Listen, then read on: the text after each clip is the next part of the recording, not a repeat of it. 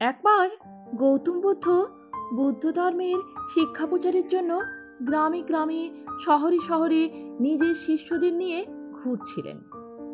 পুরো দিন ঘুরতে ঘুরতে গৌতম বুদ্ধের জল পিপাসা পেয়ে গেল। জল পিপাসা এতই বেড়ে গেল যে তিনি আর সহ্য করতে পারলেন না।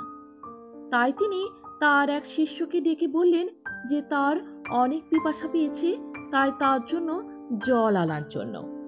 কিন্তু সেই শিষ্য যে নদীতে জল আনতে গিয়েছিল সেই জল খুবই অপরিষ্কার। তাই সে চিন্তা করলো যে এই অপরিষ্কার জল নিয়ে যাওয়া ঠিক হবে না। তাই সেই শিষ্য জল না নিয়ে খালি হাতে চলে এলো। গৌতম বুদ্ধ যখন শিষ্যকে খালি হাতে চলে আসতে দেখেন, তখন খালি হাতে আসার কারণ জিজ্ঞাসা করলেন। তখন শিষ্য পুরো কাহিনী বললেন। এদিকে গুরুদেবের পিপাসাতে গলা শুকিয়ে যাচ্ছে।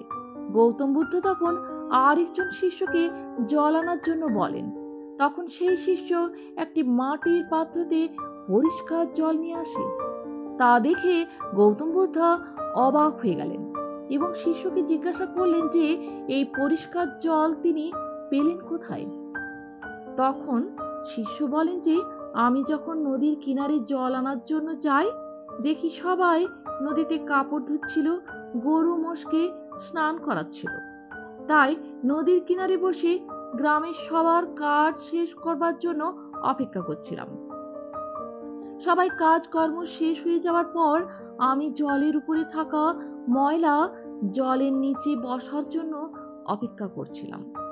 যখন ময়লা জলের নিচে বসে যায় তখন জল নিয়ে আসি। শিষ্যের এই উত্তর শুনে গৌতম বুদ্ধ খুব খুশি হন এবং সব শিষ্যকে শিক্ষা দেন যে জীবনে আমাদের যে কোনো কাজ ধৈর্য সহকারে করতে হয়।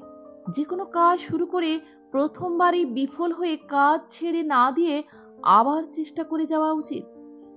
চেষ্টা করতে করতে একদিন সাফল্য আসবেই, তাই চেষ্টা করে যাওয়া উচিত। ধন্যবাদ।